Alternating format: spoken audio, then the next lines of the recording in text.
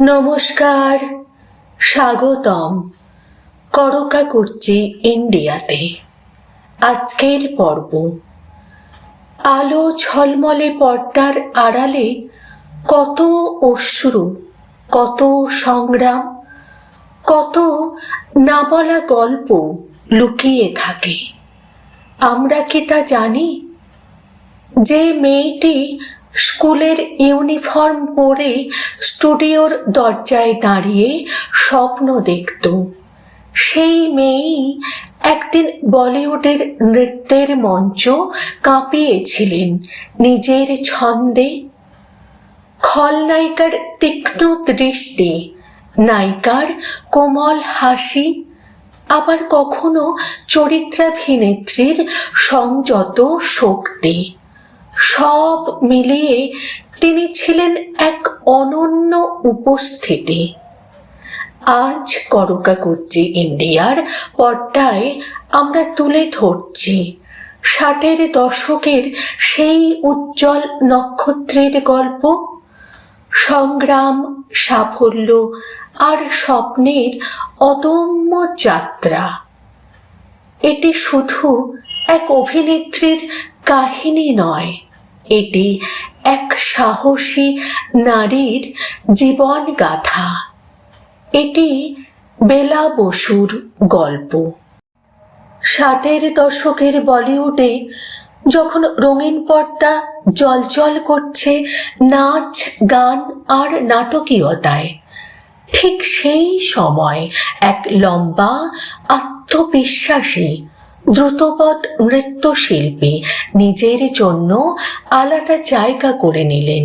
তিনি আর কেউ নন, বেলা বসু।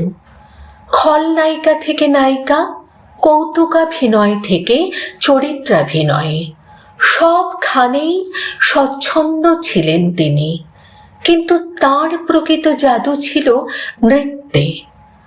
1941 সালের 18 এপ্রিল কলকাতার এক সম্ভ্রান্ত পরিবারে জন্ম। বাবা অমূল্য রতন বসু 1951 সালে পরিবার সহ মুম্বাইয়ে পাড়ি জমান। কাপড়ের ব্যবসা শুরু করেছিলেন, সংসার ভালোই চলছিল। কিন্তু 1953 সালের এক মর্মান্তিক সড়ক দুর্ঘটনায় বাবার মৃত্যু। হঠাৎ ভেঙে পড়ে সংসারের ভিত্তি। মা লীলাবতী দেবী, যিনি ছিলেন গৃহবধূ, নার্সিং প্রশিক্ষণ নিয়ে হাসপাতালে চাকরি শুরু করেন। শুরু হয় মা মেয়ের সংগ্রামের নতুন অধ্যায়।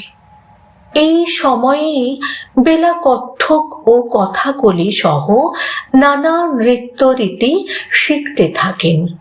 স্কুল শেষ করেই গ্রুপ ডান্সার হিসেবে কাজ শুরু করেন। যা আয় হতো সব তুলে দিতেন মায়ের হাতে। স্বাভাবিক ভারতীয় কিশোরীদের তুলনায় বেলা ছিলেন অনেক লম্বা, ফলে গ্রুপ ডান্সে প্রায় বাদ পড়তেন। কিন্তু একদিন সেই উচ্চতাই আশীর্বাদ হয়ে এলো। পরিচালক নরেশ সেহগাল 40 জন নৃত্যশিল্পীর মধ্যে সবচেয়ে লম্বা বেলাকেই বেছে নিলেন একক নৃত্যের জন্য। 50-এর দশকের শেষ দিকে তিনি হয়ে উঠলেন বলিউডের জনপ্রিয় সোলো ডান্সার। নায়ক নায়িকা ছিলেন রাজ কাপুর ও মালা সিনহা। এই ছবির মাধ্যমেই বেলা আলোচনায় আসেন। নৃত্যে তাঁর সাবলীলতা তাকে করে তোলে হেলেন, আশা পারেখ, মুমতাজদের যোগ্য প্রতিদ্বন্দ্বী। সওতেলা ভাই 1962 কেন্দ্রীয় চরিত্রে অভিনয় করেছিলেন তিনি। বিপরীতে ছিলেন গুরু দত্ত। হাওয়া মহল অভিনয়ে পরিপক্কতা। নাগিন और সাবেরা প্রথম নায়িকা চরিত্র তাঁর। এছাড়াও তার উল্লেখযোগ্য কাজের তালিকায় রয়েছে এক ফুল চার কাঁটে, ছোটে নবাব, বান্ধিনী, প্রফেসর, অপেরা হাউস, শিকার, প্রেমপত্র, চিত্রলেখা। 1967 সালে প্রযোজক, পরিচালক, অভিনেতা আশিস কুমার সেনগুপ্তর সঙ্গে বিবাহ বন্ধনে আবদ্ধ হন তিনি। বিয়ের পর ধীরে ধীরে নিজেকে অভিনয় থেকে সরিয়ে নেন। 2 সন্তানের জননী হয়ে সম্পূর্ণ গৃহকর্ত্রীতে রূপান্তরিত হন তিনি।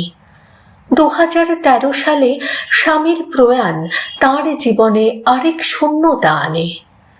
80 বছর বয়সে 20 ফেব্রুয়ারি 2023 মুম্বাইয়ের হাসপাতালে হৃদরোগে শেষ নিঃশ্বাস ত্যাগ করেন বেলা বসু। তিনি শুধু একজন অভিনেত্রী নন, তিনি ছিলেন সংগ্রামের প্রতীক।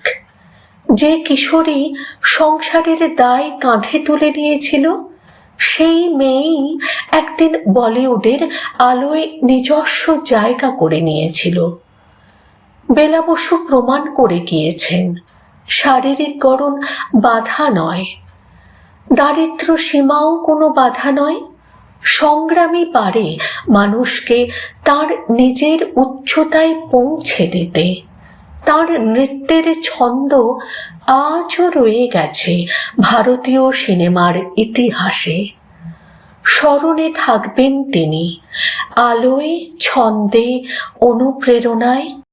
সময়ের স্রোত অনেক মুখ মুছে দেয়, অনেক নাম ঝাপসা হয়ে যায়, তবু কিছু শিল্পী থেকে যান, তাদের পদচিহ্ন রয়ে যায় রূপালী পর্দার আলোয়, সুরের মূর্ছনায়, নৃত্যের দোলায়।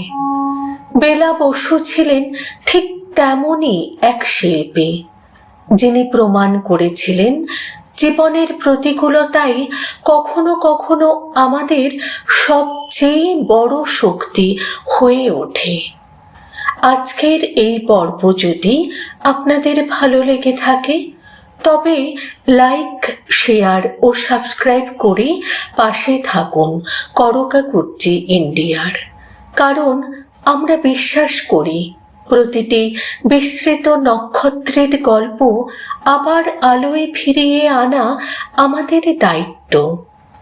আমি কুর্চি বিদায় নিচ্ছি, আবারও ফিরে আসব ইতিহাসের আরেক অজানা অধ্যায় নিয়ে। ততদিন ভালো থাকুন, সংস্কৃতির সঙ্গে থাকুন। নমস্কার।